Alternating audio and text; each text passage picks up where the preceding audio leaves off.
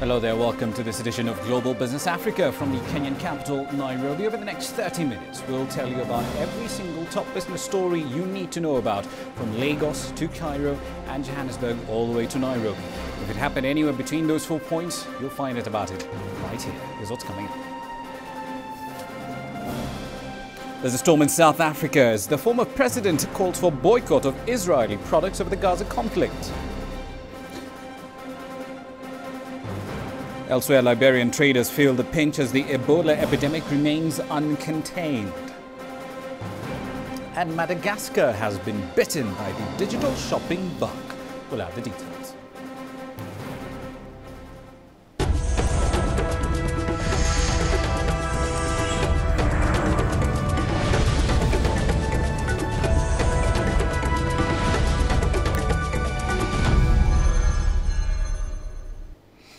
Let's start with what has been the top story across Africa, really, for the last couple of months. Over in West Africa, the Ebola outbreak has killed well over 1,000 people as of today.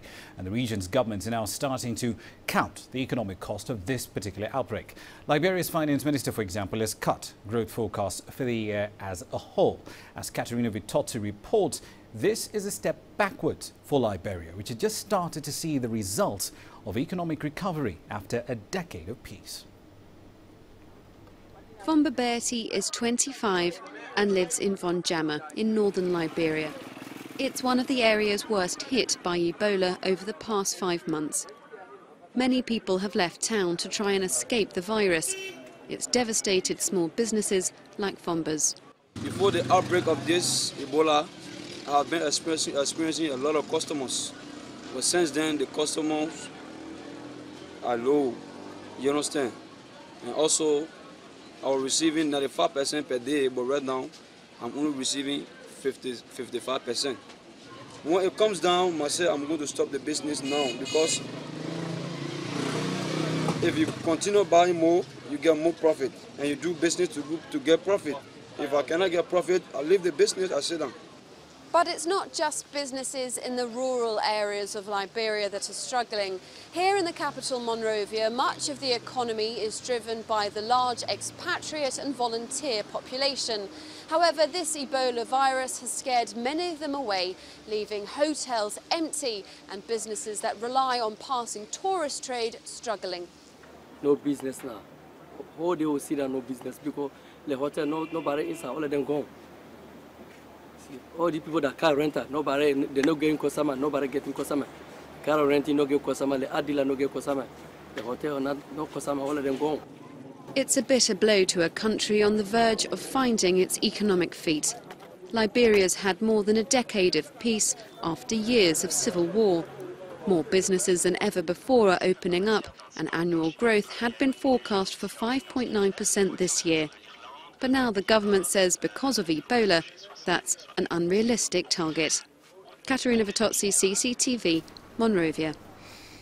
In the meantime, Cote d'Ivoire has officially banned all flights from countries that have been hit by Ebola. Now, that's part of a wider raft of measures it is implementing to prevent the deadly virus from spreading onto its territory. A statement issued by Cote d'Ivoire's government says the country has forbidden all carriers, and that includes its national air carrier, Air Cote d'Ivoire, from transporting any passengers from affected states until further notice. Now, the government did not explicitly name all the affected countries, but over 1,000 people, as you mentioned earlier, have died from Ebola in Liberia, Sierra Leone, Guinea and Nigeria. Cote d'Ivoire has also increased preventive measures at the Abidjan airport, where all passengers will have to have their temperatures taken with an infrared thermometer on arrival. No case of Ebola has been reported in Cote d'Ivoire. British Airways, Emirates, Arouge and A-Sky are some of the carriers that have suspended flights to the affected West African states. We would like to assure you that we've taken up all the necessary measures. Up to now, there have been no detected cases of Ebola in Cote d'Ivoire. Away from Ebola now, the former South African President, Thabo Mbeki, has called for a boycott of Israeli goods in solidarity with Palestinians. Now, he says the public should mobilize against Israel so that, quote, it pays a price for the position that it is taking, end of quote, with regard, of course, to the conflict in Gaza. About 2,000 people, the bulk of those Palestinians, have died since the conflict started in July. Most South Africans have historically supported the Palestinian cause, and that includes the former president, Nelson Mandela, the Nobel laureate, Archbishop Desmond Tutu, and prominent Jewish leaders like Ronnie Kasrils and the late Joe Slovo have also supported the Palestinian cause. Let's get some more details on this particular matter. Sumitra Naidu now joins us live from Johannesburg, South Africa with more.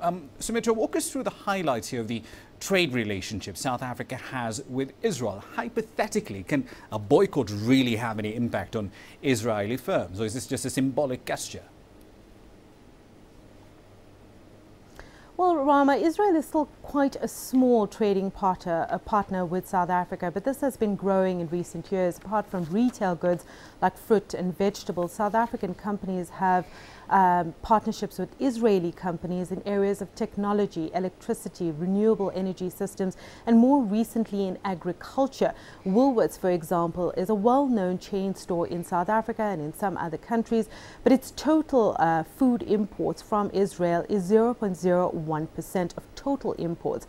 But I think any sanctions or boycott at this stage is not good news for Israel, with a number of countries now declaring official bans on goods from that country. Indeed. Sumitra, this isn't the first time something along the lines of the BDS, the Boycott, Divest, Sanctions movement, has cropped up in South Africa. For the benefit of our audiences, could you tell us why the Palestinian conflict has so much resonance in South Africa? I think that's right. South Africans have always come out in support of the Palestinians, and I think more so against human rights abuses. They've been very vocal about human rights abuses in other countries as well, but they've come out in support in this case purely because of what's going on, the fact that Palestinians are unable to fight back with that kind of military force that Israeli has. We saw a huge march in Cape Town over the weekend. Close to 100,000 people came out, and really it was against the Israeli government and what they are doing. But I think a lot has to do with South Africa's history and the comparisons to apartheid. South Africans, like Palestinians, know what it's like to not be free in their own land. You know, there was some research done by the Human Sciences Research Council recently, and they found several comparisons between what's happening in Israel and against the Palestinians to what happened in South Africa under the apartheid regime. For instance, the human rights abuses against the Palestinians, being compared to living in homelands like how South Africans lived here back in the day. So lots of comparisons, and of course the fact that Israel once stood with the South African government under apartheid, and they supported apartheid. So I think that is really where this resonates, and where a lot of South Africans feel that they have something in common with the Palestinians. Indeed. We'll have to leave it there for the time being. Thank you very much for that. That CCTV Sumitra Naidu there live in Johannesburg. Let's make a quick run through the equity markets here for you. Some interesting data coming out today. More or less all the markets that we track except South Africa closing in the green. As far as East Africa is concerned, NIC Bank has got approval for a $91 million bond. Now, part of the proceeds of that, of course, will go in straight for capital raising. The JSE string of record highs so far this year seemingly broken as far as that string is concerned, mainly off the back of a combination of negative local data and, of course, negative sentiments arising from global news that we're getting from Europe, from Asia, and, of course, from North America as well.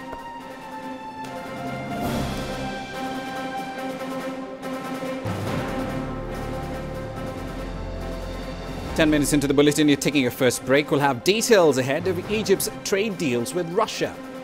And Barclays Kenya's first half profits are up, but we'll be looking at the future plans of the business in Kenya. Going to stay around for that right here on Global Business.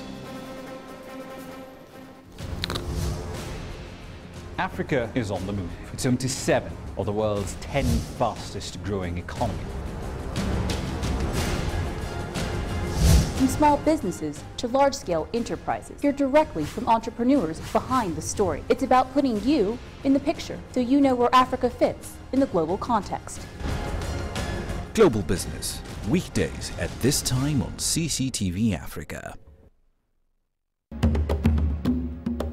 Zambia is a hidden gem, soon to make its shining debut on the global tourist circuit. It successfully hosted the UN World Tourism General Assembly in 2013 and is expecting the exposure to shoot their previously slow-growing tourist earning numbers far beyond the 2010 mark of $148 million.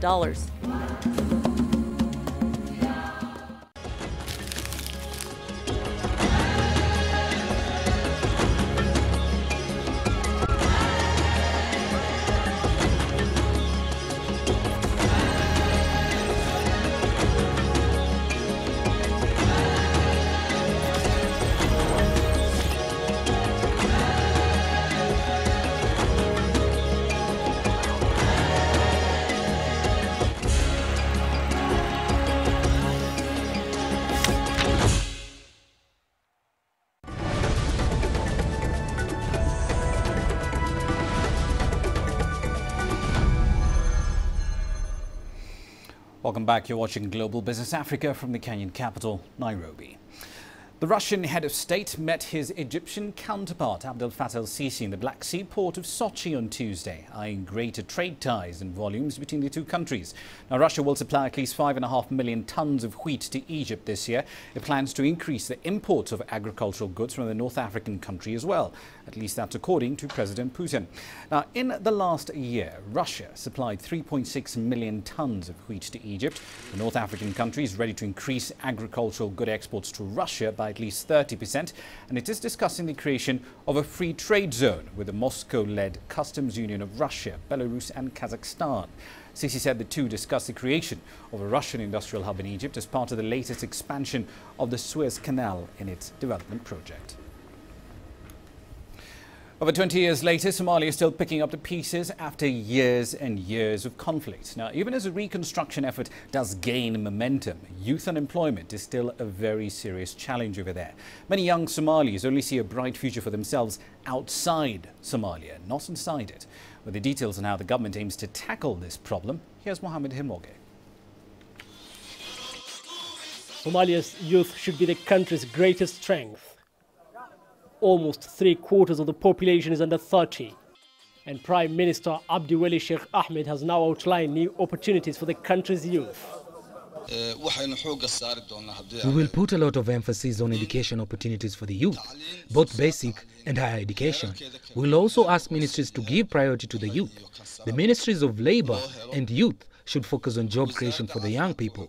The issue of technical institute was discussed. I am sure it will be a great opportunity for our youth.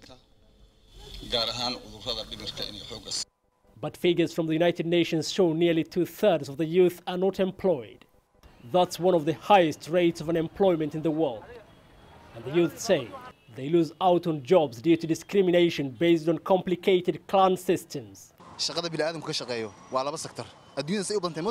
There are some jobs available in the private and public sectors, but sometimes, while you are qualified, you will still not be taken based on irrelevant issues such as where you come from or which clan you belong to. The Somali government, in a bid to emphasize its commitment to address this situation, launched new offices for the youth and sports ministry during an event to mark the International Youth Day. This time we have a new ministry which is specifically for the youth. We hope it will empower us and offer the youth job opportunities. For a long time, Somalia's youth have been a target for the Al-Qaeda-linked group Al-Shabaab, seeking to recruit new fighters. Many of its members are teenagers. Other Somali youth see their best chance in fleeing the country, and some have paid heavily with their lives after drowning in the Mediterranean Sea while seeking green pastures in Europe as illegal immigrants. Those who stay behind say there's a desperate lack of opportunity to build a future. Most of them have university degrees and could not find jobs months or even years after graduating. Mohammed Himoge, CCTV, Mogadishu.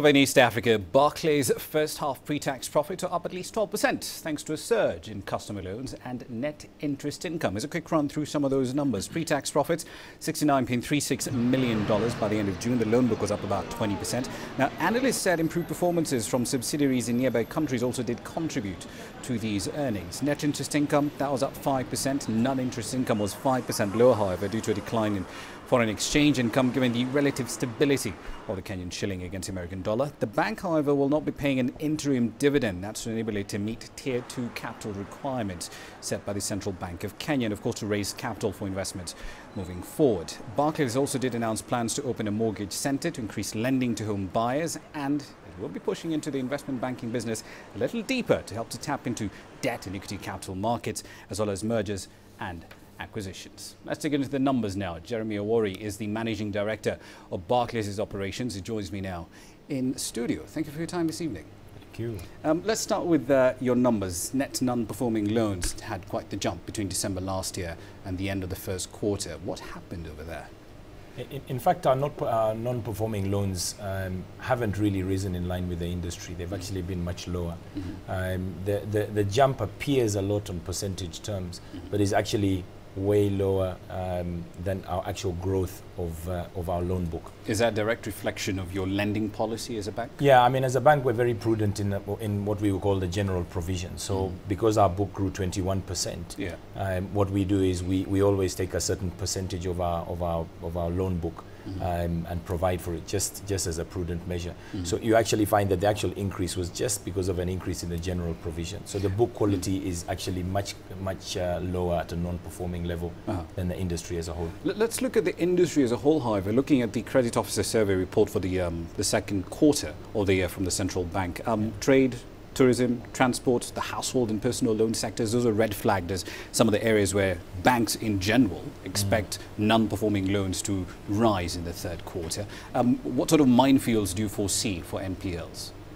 Yeah, I mean, I think each bank has to be careful in terms of the areas in which it lends. And I think there have been, when we look at the performance of the industry, clearly now we have the security issues which will have an impact, for example, on tourism. So if you've lent into the hotel sector, you might find yourself with increased exposure.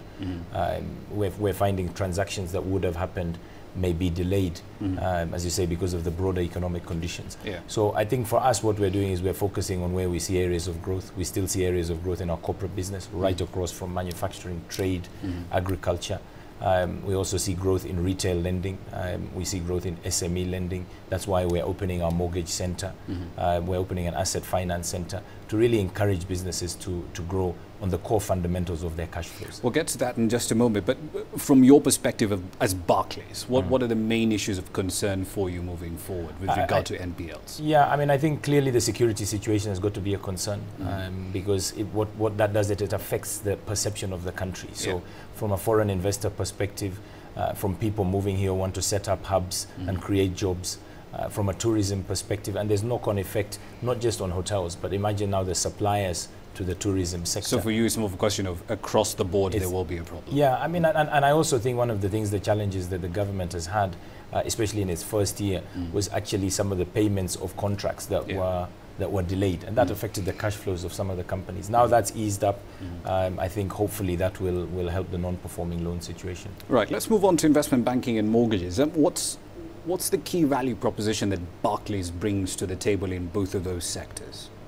Yeah, I mean, if we start with the investment banking, we bring what we believe is the best of being a global brand, a regional brand, and a local brand.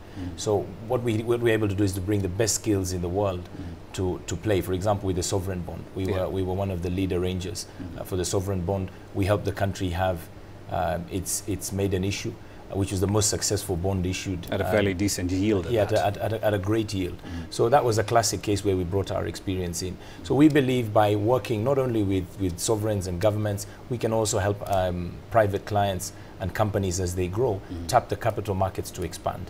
And that's really the value that we feel we can bring. Related to that, how big a growth area is the private equity industry for you? Because we have seen a lot more deals coming in. There's a lot more money chasing around small growth companies all over East Africa, for that matter.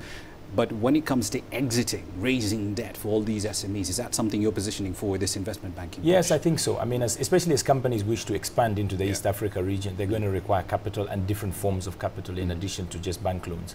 So what we're there is a one-stop shop. We can help you with bank funding, but we can also help you tap capital markets. We can help you with IPOs, debt issuances. So we feel there's an opportunity there, especially for the large domestics, the large local corporates, because the international ones can always tap their parent companies or the international capital markets. Mortgages, 20,000 give or take mortgage accounts among banks in Kenya. The average income is about 40,000 shillings a month in this country.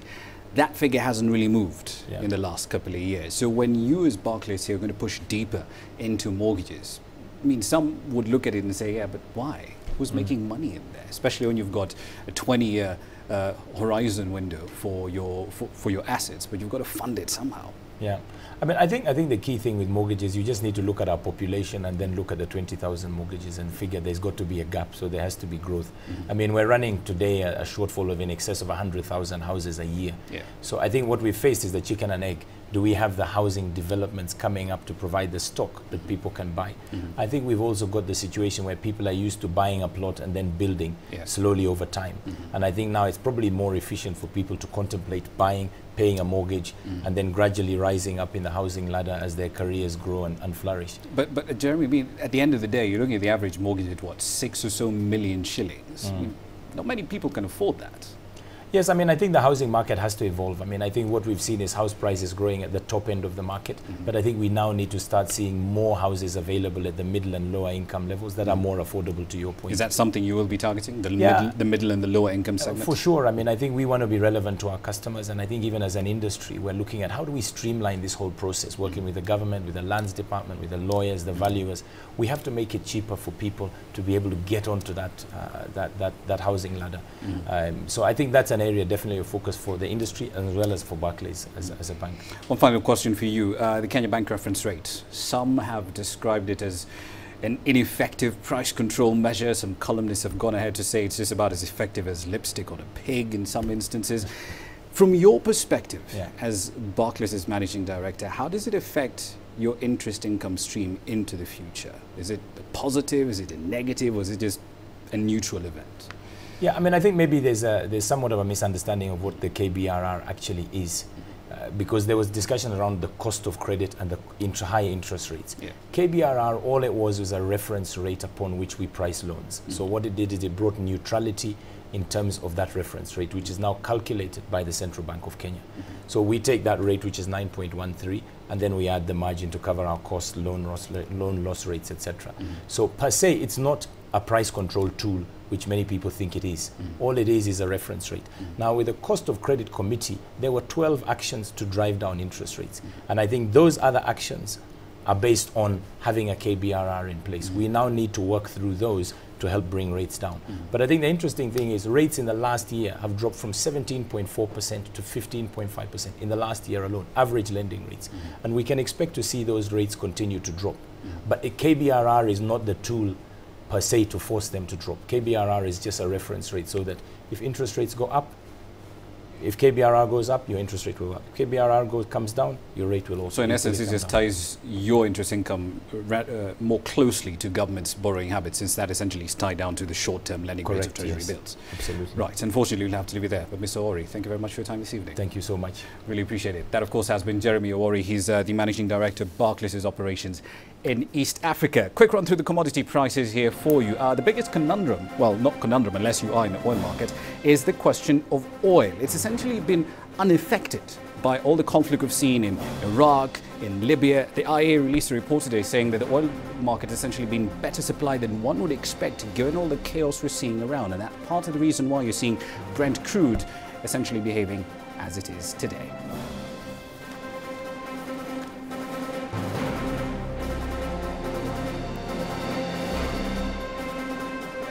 Global Business continues shortly. We'll be in Madagascar. It's been bitten by the digital shopping bug. The details are coming up next.